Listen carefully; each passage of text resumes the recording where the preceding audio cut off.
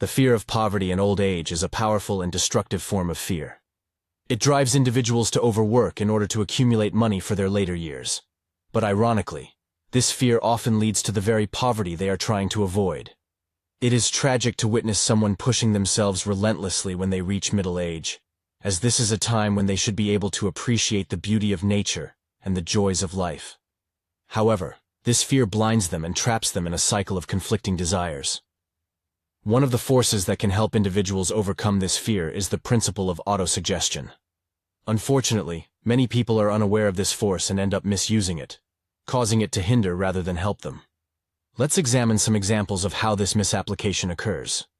When someone faces disappointment, such as a friend betraying them or a neighbor being indifferent, they may start to believe that all people are untrustworthy and unappreciative.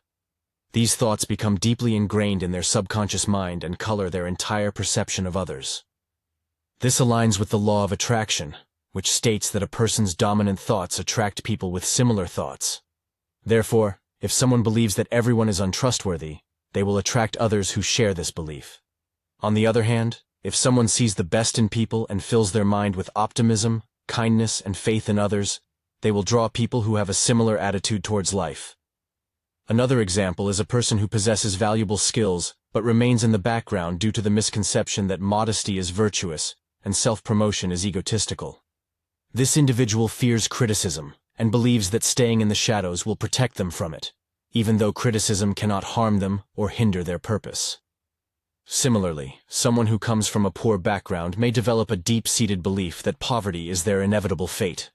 This belief becomes the dominant thought in their mind, trapping them in a cycle of poverty. They forget that they have the power to break free from this mindset, just as a harnessed horse may forget its own strength. Eventually, these individuals become quitters, losing their ambition and missing out on opportunities. Their lack of self-confidence and belief in themselves leads to their downfall. It is well established that the mind's faculties, like the body's limbs, wither away if not used. Self-confidence is no exception. It develops when practiced, but disappears when neglected. Inherited wealth also poses challenges, as it often leads to inaction and a loss of self-confidence. The story of a wealthy man's sons serves as an example. They were provided with generous allowances and did not have to struggle in life. As a result, they developed strong capacities for alcohol and wasted their potential. Their father eventually went bankrupt. One son died from alcohol-related issues, and the other ended up in an insane asylum. Struggle, far from being a disadvantage, actually offers numerous benefits. It develops qualities that would otherwise remain dormant, such as temperance, self-control, willpower, and contentment. Those who have struggled early in life often find their place in the world because of the skills and virtues gained through their experiences. Parents who shield their children from struggle may unknowingly handicap them. Forced labor in early life is preferable to forced idleness, as it builds character and self-confidence. In contrast, idleness leads to lethargy and undermines self-confidence. Those who have given up on struggling often develop a contemptuous attitude towards those who continue to strive. The human mind can be likened to an electric battery. It can be positive or negative. Negative self-confidence is what recharges the mind and makes it positive.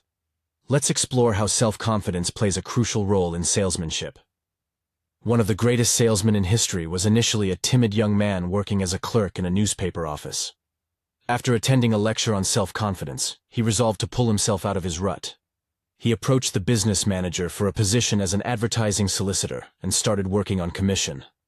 Despite doubts from his colleagues, he prepared a list of merchants who had previously been unsuccessfully approached by other solicitors and set out to make sales.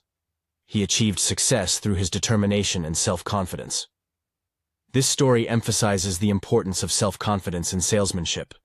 It demonstrates that developing self-confidence can transform one's life and lead to great achievements.